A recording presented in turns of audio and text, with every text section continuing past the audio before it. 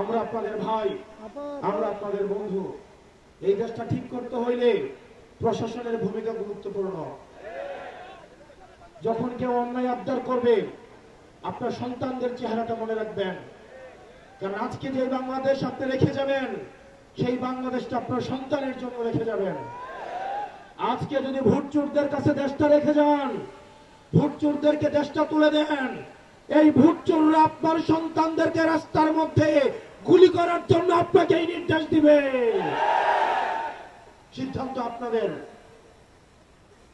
প্রিয় সিডিসিরা, এসপিএসআইরা, সিদ্ধান্ত আপনাদের। আপনারা কি ক্ষমতা ভোটচোরদের হাতে তুলে দিবেন নাকি জনতার হাতে তুলে দিবেন? প্রিয় মিডিয়ার ভাইয়েরা, আমরা জানি আপনারা নিরুপায়। তৃণমূলের সাংবাদিকরা এসে আমাদেরকে জানায়, ভাই আমরা খবরটা পাঠাই, এই খবরটা কেটে দেওয়া হয়। অন্যদিকে দেখলাম সারা মিডিয়া সব জায়গায় একটা দলের শুধুমাত্র বন্ধনা, প্রশংসা, সব বন্ধনা শুধুমাত্র বিএনপির জন্য। কি নির্লজ্জ মিডিয়া! মিডিয়া খবরের মাঝে মাঝে বিএনপির প্রচারণা চালায়। এই নির্লজ্জ মিডিয়া যারা গত 17টা বছর তারেক জিয়াকে দেশদ্রোহী হিসেবে স্বীকৃতি দিয়েছে, আজকে তারা নির্লজ্জভাবে তার পদলেহনে ব্যস্ত হয়ে গিয়েছে। প্রিয় মিডিয়ার ভাইয়েরা, আপনাদের চরিত্র বদলাইতে হবে। আমরা জানি আমার সাংবাদিক ভাইয়েরা চেষ্টা করে, কিন্তু মিডিয়ার মালিকেরা হচ্ছে প্রথম মুনাফিক। আগামী নির্বাচনে আপনারা যদি নিরপেক্ষ ভূমিকা পালন না করেন, জনগণ এবারে মিডিয়াকেও লাল কার্ড দেখাবে। প্রিয় নবীনগরবাসী, আপনারা যদি ড্রেজার মুক্ত হইতে চান, মামলাবাজদের থেকে মুক্তি চান, চাঁদাবাজদের থেকে যদি মুক্তি চান, কালো টাকা থেকে যদি মুক্তি চান, আপনারা অনেকের আমলনামা জানেন। 3-4 বার করে ক্ষমতায় ছিল, আপনাদের জন্য কি করেছে সেটা আপনারা দেখেছেন। আপনারা অতীতকে ভুলে যাবেন না। আপনারা যদি চান একটা সৎ মানুষের হাতে এই নবীনগরটা তুলে দিতে, আপনারা আমজাদ ভাইয়ের হাতকে শক্তিশালী করুন। আপনারা আমজাদ ভাইয়ের হাতে শক্তিশালী করুন।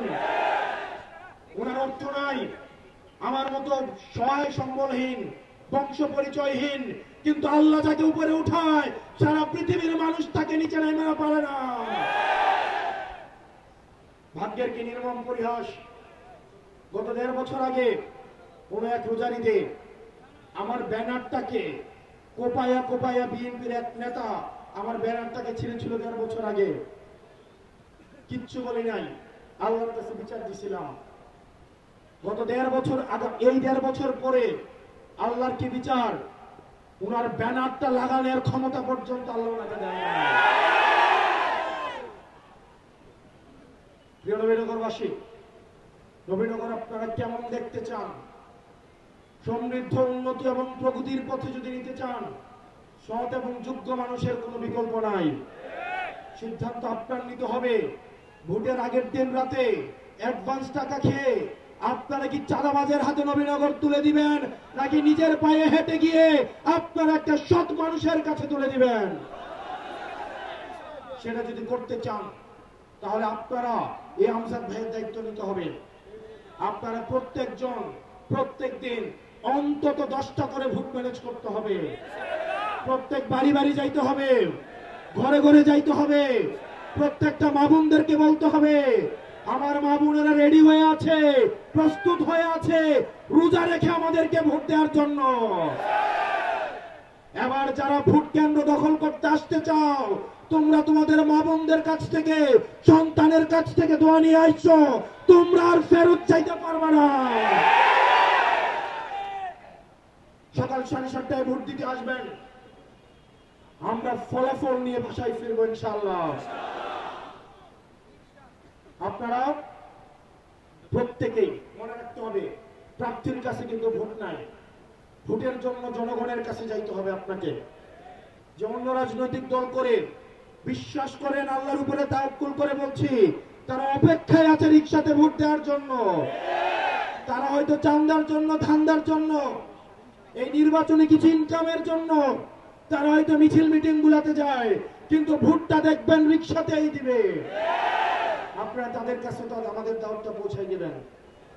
আপনার প্রত্যেকটা ভোটারের কাছে, সে হোক আপনার বিরোধী, সে হোক আপনার পক্ষের, সে হয়তো আপনাকে দেখতে পারে না, সবার কাছে আপনার দাওয়াত পৌঁছাইতে হবে।